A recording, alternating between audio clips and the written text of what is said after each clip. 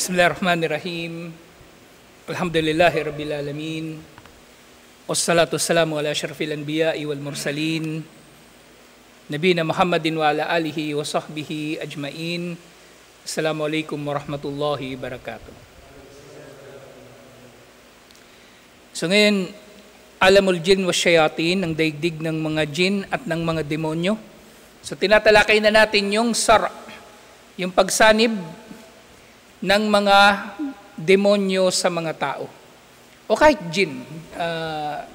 Ang tinutukoy kasi talaga rito, pangkalahatan jin eh. Not necessarily demonyo. Kasi tulad nga ng mga ilang nababanggit ng mga scholar, kahit yung jin na hindi shaitan, sabihin na nga nating Muslim, di ba? Maaari siyang mamiminsala. So dito nga sa tinatalakay natin, alhamdulillah, napakasimple, di ba, sa Islam? Napakasimple. Pero kapag sa mga kuffar, pag pinag-uusapan nila itong pagsapi ng mga jin sa tao, kababalaghan agad eh, horror agad eh. Pero sa atin, eto, relax lang tayo na tinatalakay ito. Kasi tinatalakay natin ito ng may tiyak na kaalaman. Sila nanguhula lang eh. Hindi nila pinangahawakan ng anuman tungkol sa mga jin, tungkol sa mga shayatin. Hula-hula lang sila sa totoo lang. At maaring sa iba't ibang mga panahon, nagbabago-bago yung kanilang doktrina o paniniwala sa mga jin.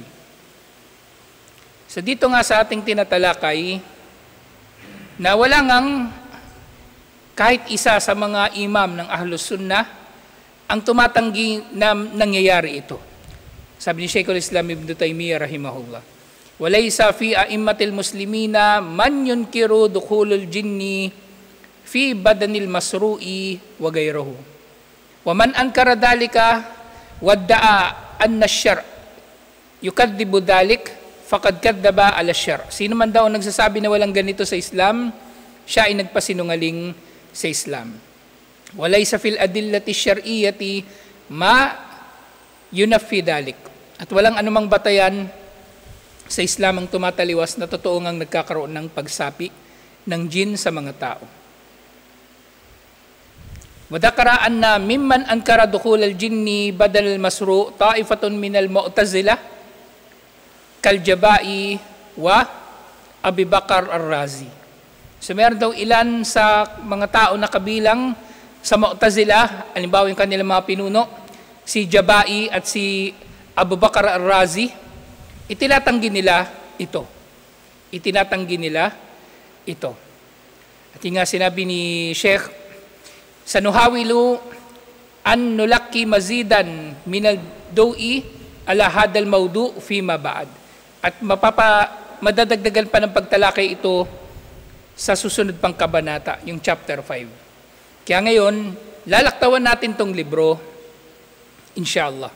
Pupunta na tayo doon sa chapter 5. Doon sa chapter 5 ng libro ni Sheikh, inshallah. Dito rin yun, pero so doon sa chapter 5, nababanggit specifically Elajus Sar, ang gamot sa sinapian ng jin o sinapian ng engkanto o demonyo.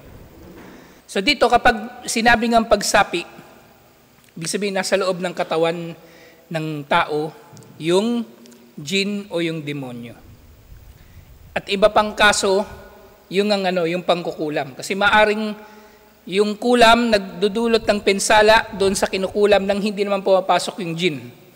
Sinusugatan niya lang yung katawan ng kinukulam o magpapasok siya ng kadena sa katawan ng kinukulam o kung ano pang mga nangyayaring kababalaghan sa mga kinukulam. So ito talaga purely pagpasok sa katawan nila.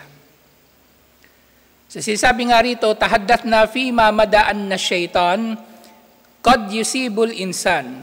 Na natalakay na nung nakaraan na ang demonyo nga ay maaring makakaapekto sa tao. At makakaapekto sa iba't ibang paraan. Maaring sa pamagitan ng kulam, maaring sa pamiminsala sa kanya. Yung halimbawa, nagputol ka ng puno, di ba? O ano pa man.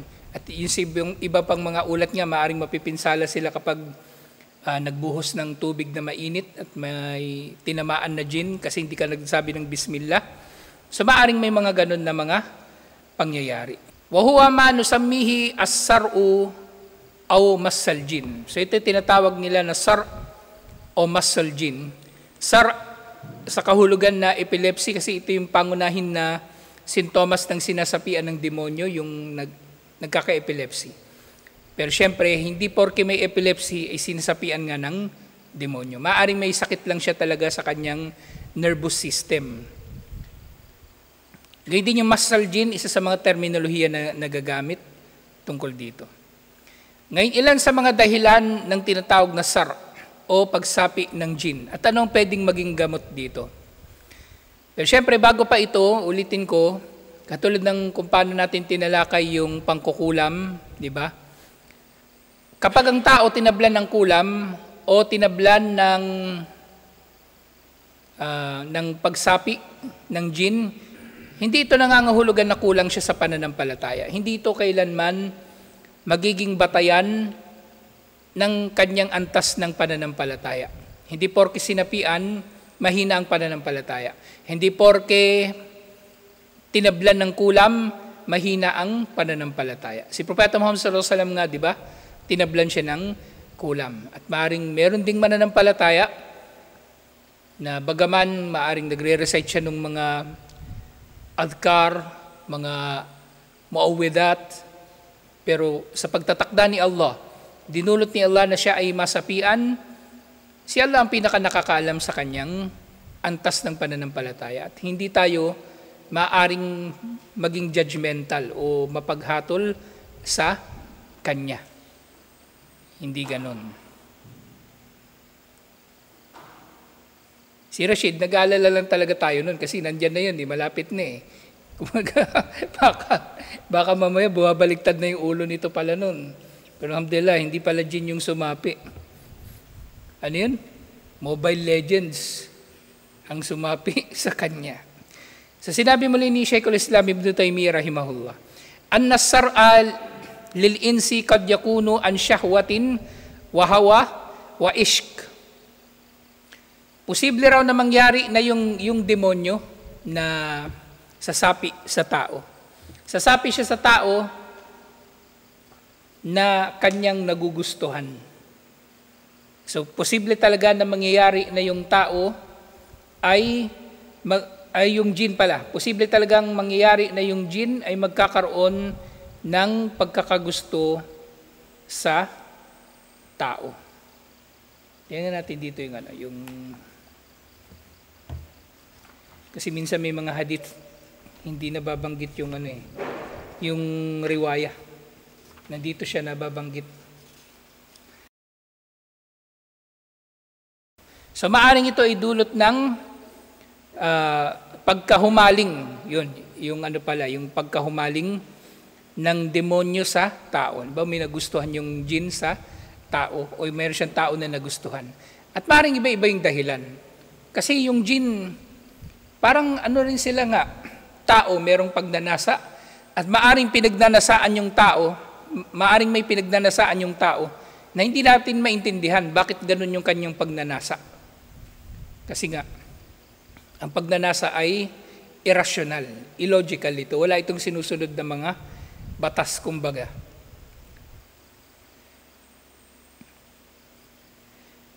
So ito ay nangyayari kama yattafikul insu ma'al ins.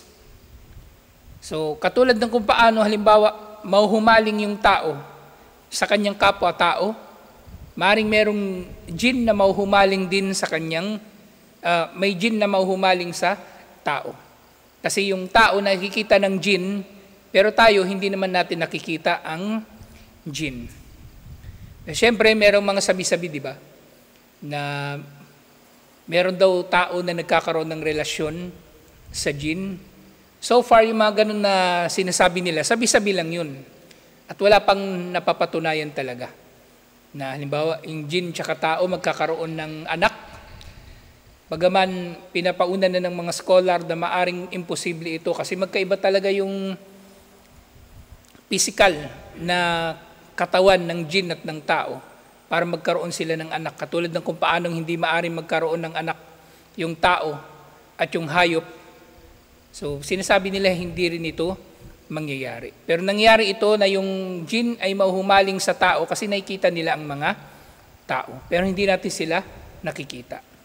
وَقَدْ يَكُونُ وَهُوَ الْأَكْتَرُ عَنْ بُغْضِ وَمُجَازَاتٍ. Pero syempre maaari rin mangyari na yung engkanto, sasapian niya yung tao, hindi lamang dahil sa pagkahumaling o pagmamahal dito, kahit sa pagkamuhi at paghihiganti rito. Yun nga, kapag yung tao ay nakapaminsala ng jinn, maaring gaganti ang jinn sa tao. At mas madalas ito.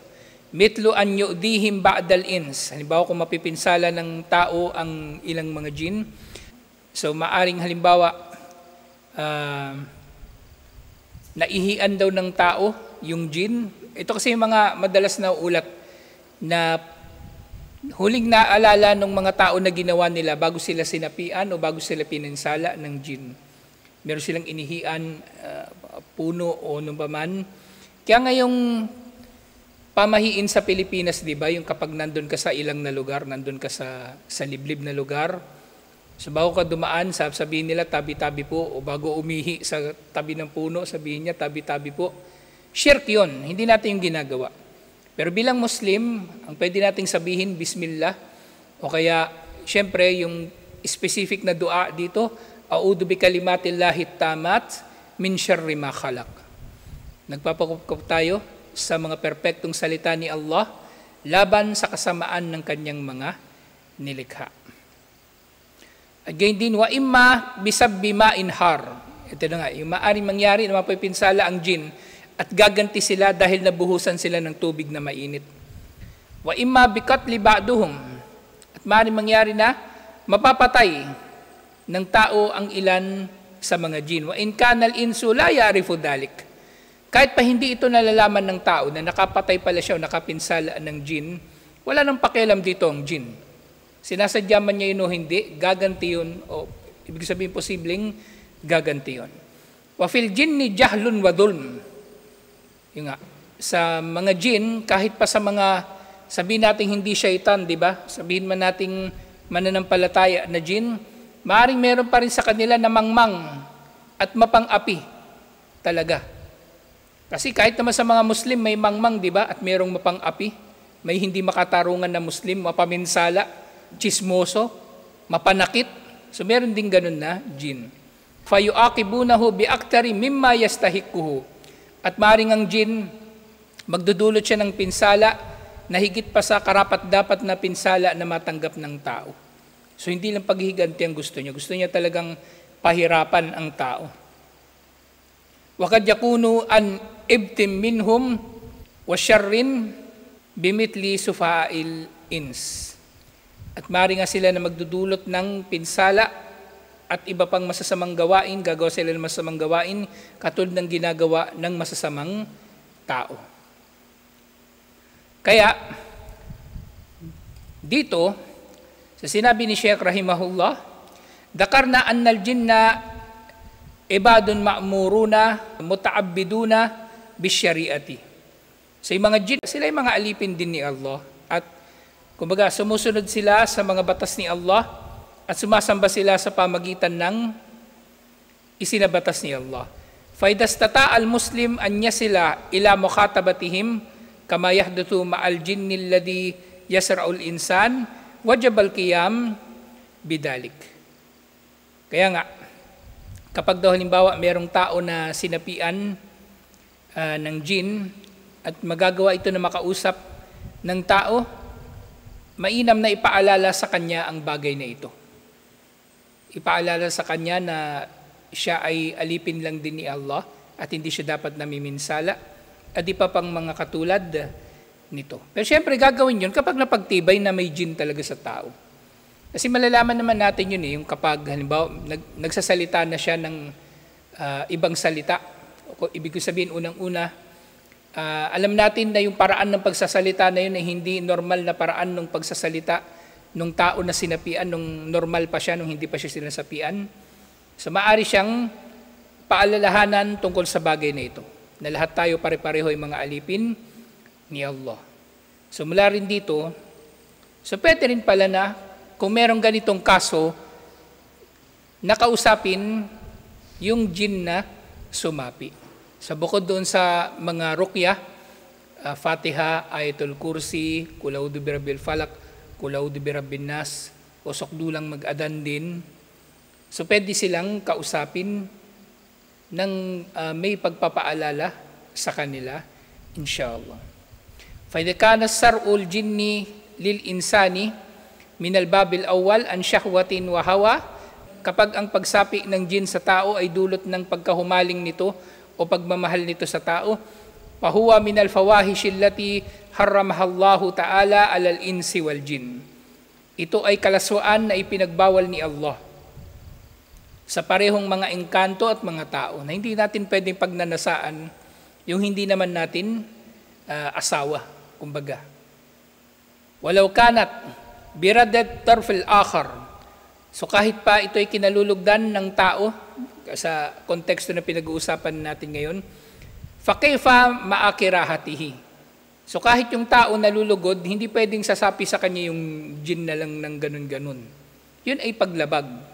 Magiging paglabag para sa kanila. At magiging paglabag na rin sa tao. Kasi wala namang sinabatas si Allah na pwedeng mangyari yun. O pwede nilang gawin yun.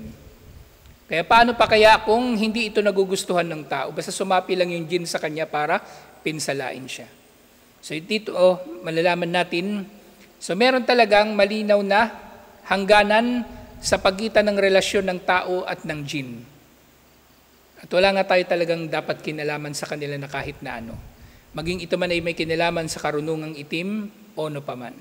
Kaya nga halimbawa, merong jinn na makikipagkaibigan sa tao, itatanggi natin yung pakikipagkaibigan na yun. Halimbawa, may jinn lalapit sa atin o makikipag-usap sa ano pa mang paraan na magagawa nila. Hindi ko pa kasi naranasan yun eh.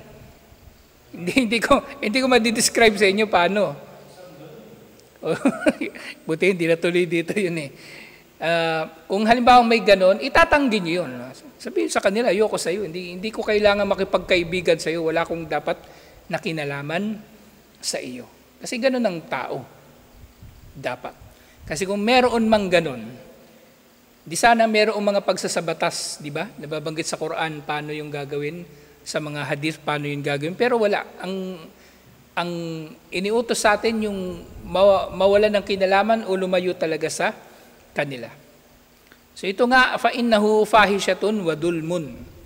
Ang gawain na ito, yung pagkahumaling ng jinn sa tao na dahil dito ay sasapi siya rito. O sabihin man natin, ibang gagawin niya para sa tao.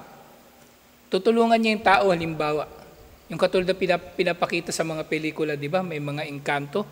Tutulungan niya yung tao merong kaibigan na duwende, yung tao may kaibigan na kapre, kaya yung tao nakakapanggamot siya dahil sa tulong nung duwende o kapre na yun o kung sino pang jinn, kumbaga na kaibigan niya, hindi pwede. Hindi rin pwede. Seryoso ka? May kaibigan ka ba jinn?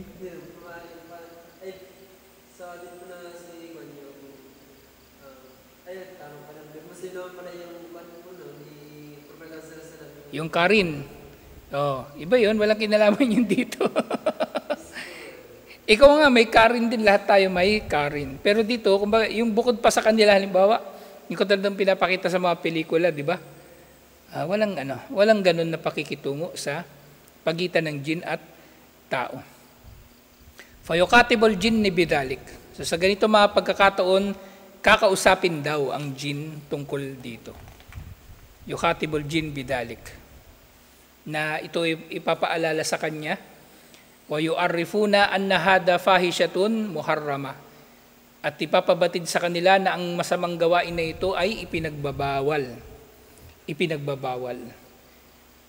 At ito nga ay fahishatun o fahishatun wa udwan. Ito ay malaswa o masamang gawain at isang paglabag sa batas ni Allah subhanahu wa ta'ala. Litakumul hujjatu alayhim bidalik. Sa pamagitan nito ay may tataguyod sa kanilang hudya ang patunay na hindi nila dapat ginagawa ito.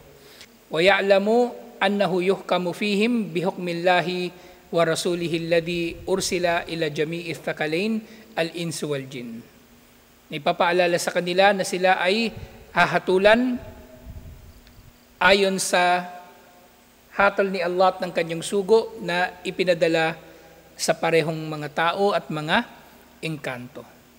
So ito doon sa kaso ng halimbawa, yung jin na sumapi ay sinapian niya yung tao dahil sa nauhumaling siya dito, o may gusto siya rito.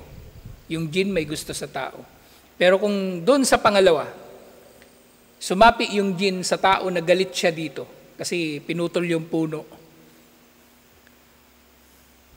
Hindi kasi Manong sinapian yun.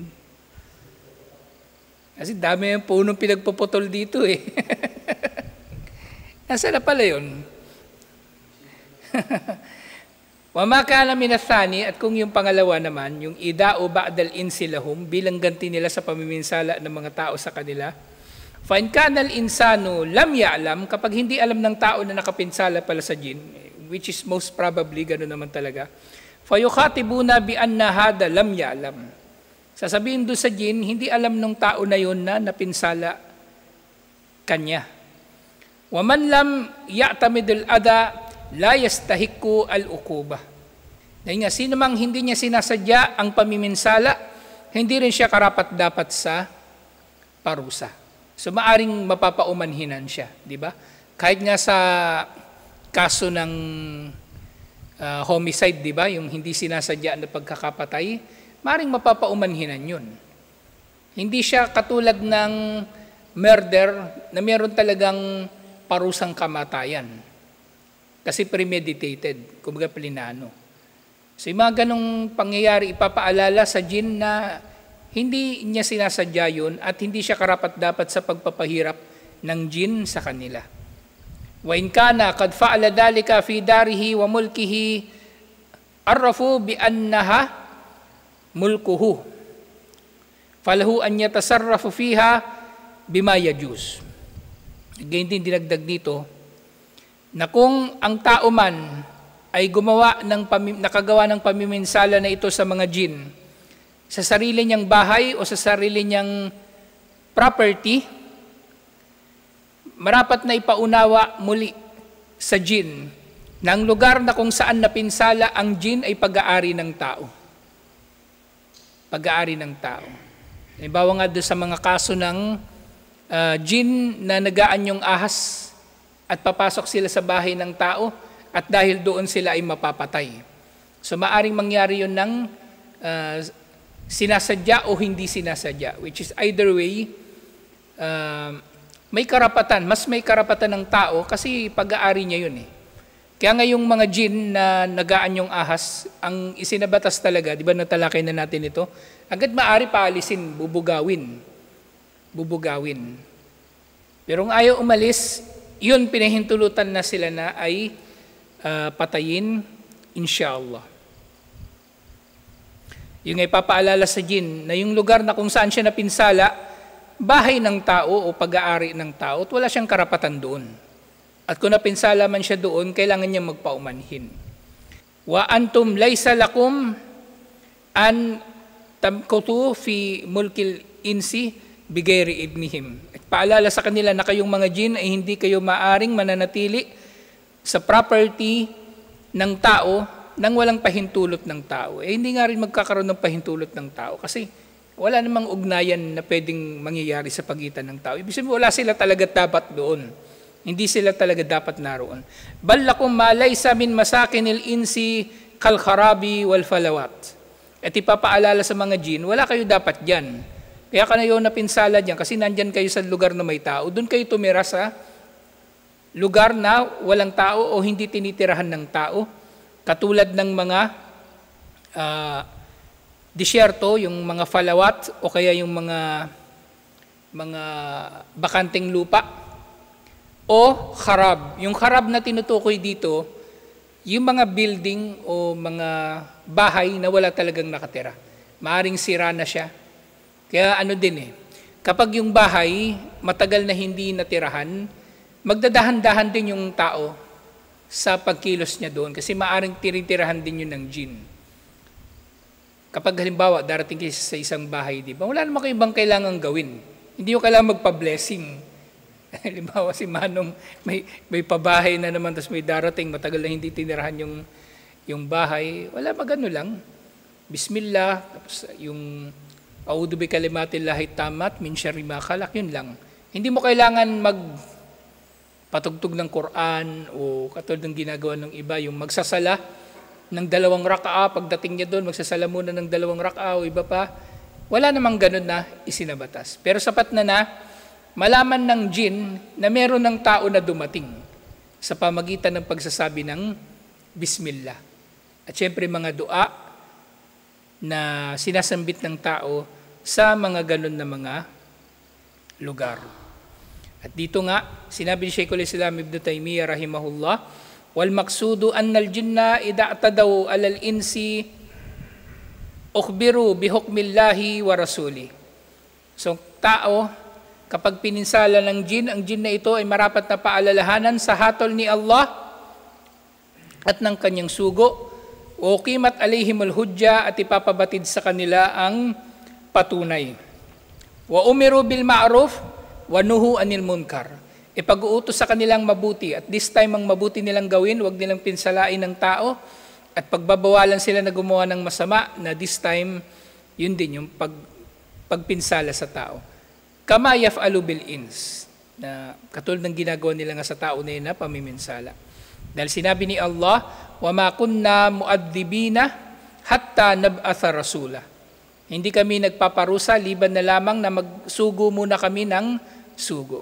Binanggit ito ni Allah sa Suratul Isra, verse 15. At ganyan din sinabi ni Allah sa Suratul An'am 130, Ya ma'syaral jinni wal ins, alam ya'tikum rusulun minkum. Hindi ba dumating sa inyo mga sugo na kabilang sa inyo? Yakussuna alaykum, na sila na mga nagbabasa sa inyo o nagre-recite. Yakussuna alaykum ayati, na nagbabasa sa inyo ng aking mga talata.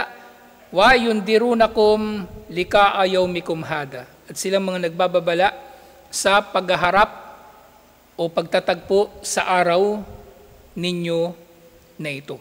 Yung araw ng paghuhukom. So ipapaalala natin ito lahat sa mga jinn na sumasapi. Na syempre, yung jinn na sumasapi, ang totoo niyan, maintindihan ka naman nila eh. Kasi doon sa lugar na kung saan sila namamalagi, di ba mahaba nga yung buhay ng mga jinn, napag-aaralan na rin nila yung pananalita ng tao o yung kilos ng tao. Kaya sa ganitong mga pagkakataon, halimbawa may sinapian, si Rashid na lang uli sample, hindi kailangan Arabic yung nakakausapin o ano pa man. So pwede siyang kausapin most probably Ilocano o Tagalog, pwede naman. Kasi maaring naintindihan na rin nila yung mga ganong salita. So not necessarily Arabic. Ngayon, paano kung natatakot ka na kausapin yung jinn? Kasi normal naman na matakot sa jinn, di ba? Humanap ka ng yung pwedeng kumausap dun sa jinn. Pero ang pinakamainam, nahaharap sa jinn sa mga ganitong pagkakataon na matuwid talaga. Matuwid. Kasi ang mga jinn, may mga napanood akong mga in-interview ng mga pari na mga nag-exorcist. Yung isa sa mga bagay na hinahamak ng mga jinn, yung mga pari na nag-exorcist, ay yung mga nalalaman ng mga jinn na mga kahalayan na ginagawa ng mga pari. Binabanggit nila yun. Siya pa yung palalayasin eh. Yung pari pa yung palalayasin. Huwag mo palayasin, bakla. Ganun yung jinn, halimbawa lang Kasi alam niya, bakla yung pari eh. Alam niya yung mga kahalayan. Kaya dapat matuwid yung lalapit. O hindi malalapit yung makikipag-usap doon sa jinn. At minsan pa nga merong pari. Wala kasi akong makitang masyadong info tungkol doon sa naman sa mga Muslim na sinasapian. Kasi konting-konti talaga. Bihirang-bihira, alhamdulillah, yung Muslim na sinasapian. Maaaring mangyayari yun doon sa mga lugar na laganap ang kamangmangan.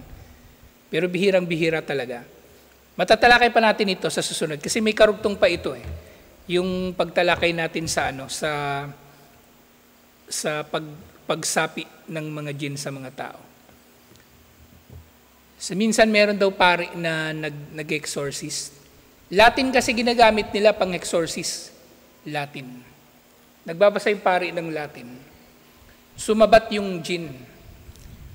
Habang nire-recite nung pari yung Latin na mga binabasa sa ritual ng pag-exorcist, sinasabayan siya nung jinn. Kabisado nung jinn yung sinasabi niya. Ibig sabihin, hindi sila natatakot doon sa sinasabi nung pari. At nung nagkamali daw yung pari sa pagkakasambit, tinama nung jinn yung grammar niya. Hindi ganyan, dapat ganito. Sabi nung shaitan. Kasi shaitan, mahaba na yung buhay na, eksperto na sa Latin yun eh. Yung pari, bagito lang yun. Kaya yung pag may ganito, yung may papayo ko lang, ang gagawa nito yung matuwid. Hindi yung malakas lang loob. Okay? Mamamaya mag-exorcist ka. Alam ng jinn yun, yung mga ganong bagay, kasi inobserba nila tayo eh.